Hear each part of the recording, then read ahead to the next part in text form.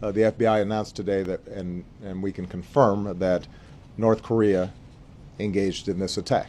They caused a lot of damage, and we will respond.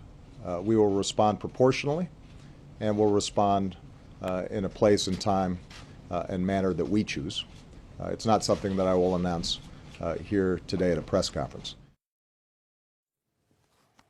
미국이 지난 주말 소니 영화사 해킹 주범을 북한으로 지목하고 나서 이후 오바마 대통령이 북한에 이처럼 비례적 대응을 공언한 이후 북한 인터넷이 완전히 다운이 됐습니다. 미국 정부는 노 코멘트 하고 있지만 전문가들은 미국 사이버 사령부가 개입했을 가능성을 높게 보고 있습니다. 이에 따라서 북한과 미국의 사이버 전력이 어느 정도 수준인지 관심이 쏠리고 있는데요. 우선 북한은 김정은 시대 들어서면서 사이버 전력을 급속도로 강화하고 있는 것으로 나타났습니다. 1, 2부대는 1998년에 만들어졌습니다. 그때 당시에는 뭐 한 500명에서부터 이제 출발을 했는데요. 많은 숫자입니다. 지금은 이제 그 한 2,000명 이상, 뭐 2,500명 정도까지 보는데, 김정은은 2009년도에 3,000명까지 늘리라고 했죠.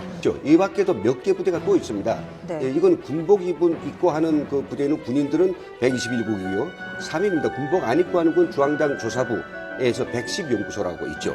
여기도 정말 오히려 121소 국보다는 더 수준 높은 해커들이 뭉집돼서 하려고 아니 합니다. 저기 우리 정보당국은 북한이 사이버 공격 능력 수준에서 미국과 중국에 이어 세계 3위 수준에 도달한 것으로 평가하고 있습니다. 지난 2012년 8월 김정은 지시로 전략 사이버 사령부를 창설한 뒤에 사이버 인력이 불과 2년 만에 2배로 증가하면서 미국 사이버 사령부의 전체 병력과 맞먹게 됐다는 겁니다. 지금 뭐 미국에서 평가 나오는 거 보면 네. 김정은 시대에 더 2배로 늘어가지고 예. 지금 6,000명 정도 된다고. 6,000명. 예, 그래서 미국의 이제 지금 로저스 그 미국 사이버 사령관, 예. 미국 사이버 사령관이 미국 사이버 사령부의 전체 병력이 6,000명 정도거든요. 그러면 이제 북한도 미국의 병력수에 있어서는 예. 같은 정도 수준이고, 그리고 이제 기술 수준은 아무래도 미국이 높을 수밖에 없지만 네. 전쟁은 무기만으로 결정되는 게 아니고 어떤 항전 의지라든지 여러 가지 볼 때는 북한의 어떤 사이버 전력은 세계에서 5위 안에 들어간다. 적은 돈과 인력으로도 치명적인 피해를 입힐 수 있는 사이버 공격의 특성을 잘 알았던 걸까요? 북한은 오래전부터 해커 양성에 많은 노력을 기울여 왔습니다. 평양에 있는 중고등학교와 대학 등의 전문 해커 양성 과정을 개설하고 선진국의 유학생을 파견해 최신 기술 획득에도 공을 들이고 있습니다. 북한이 이제 사이버 전력을 기하적으로 증강하기 시작한 건 2009년인데요. 네. 2009년은 77 디도스를 성공시킵니다. 그때 이제 대한민국이 아주 큰 타격을 입었죠. 그 77 디도스 공격을 진두지휘한 사람이 바로 김정은이라고 나중에 이제 작년에 진행된 적공국 대회에서 밝혀졌죠. 그러면 김정은이 그때부터 참여해가지고 지금까지 계속 사이버 역량을 키우기 위해서 하고 있는데, 그렇다면 지금도 북한은 이제 이 사이버 부대를 김정은의 작전 예비대, 별동대라고 이제 아주 중하게 키우고 있으며, 이것이 지금 평화 시기에도 작전을 계속해서 그 성과를 내고 있으니 이만큼 효율적인 전력이 없다고 보고 있거든요. 그런가 하면 미국의 사이버 공격 역량은 중국과 1, 2위를 다툴 정도로 독보적이다라고 할 수 있습니다. 최근 전직 CIA 직원인 에드워드 스노든의 폭로에 따라 미국의 사이버 역량이 공개됐었죠. 스노든은 지난 2009년 이후 미국 국가보안국이 6만 건 이상의 해킹 작전을 벌였고, 이 가운데 수백 건은 중국이 목표였다고 주장한 바 있습니다. 明明这是贼喊捉贼，那么这些事实也证明，在网络攻击方面，其实中国才是最大的受害国。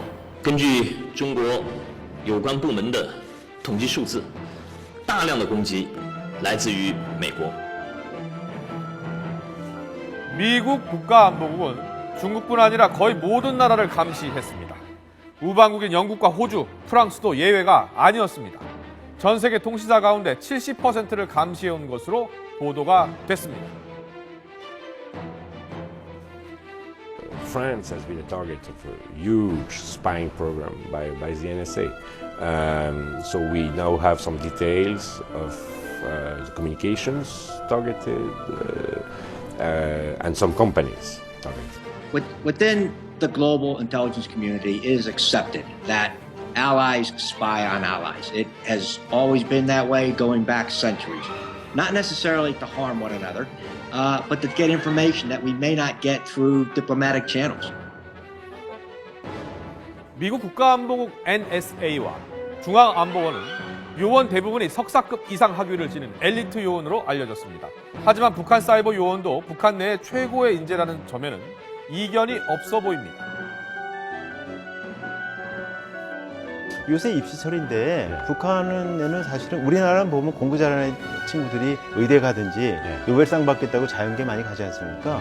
북한에는 의사 된다고 돈 많이 버는 것도 아니고 실험 장비가 없으니까 노벨상 받을 수도 없어요.